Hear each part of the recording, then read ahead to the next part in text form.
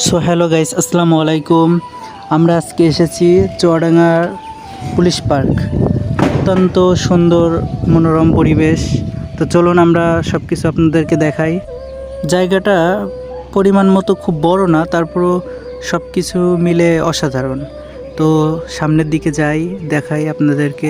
এখানে অনেক ভাস্কর্য আছে, যেমন এই যে সামনে একটা হাতি। এখানে বাচ্চারা খেলাধুলা করবে, এর উপরে উঠে ছবি তোলার জন্য একটা সুন্দর একটা জায়গা। তো সামনে আরও কিছু আছে, আপনাদেরকে দেখাই।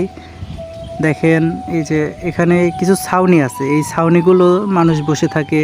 আমাদের সামনে এখন দেখেন কি, আমরা আবার এদিকে ঘুরে দেখলাম, পরিবেশটা অনেক সুন্দর।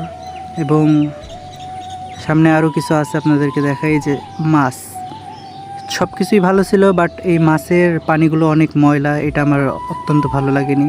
এরপরে আসলাম আমরা হরিণ মামার কাছে। হরিণ মামা দেখে এবার এসেছি। এগুলো হলো হয়তো বা কোনো একটা মুরগি না পাখি, আমি বুঝতে পারছি না, আপনারা জানলে বলবেন।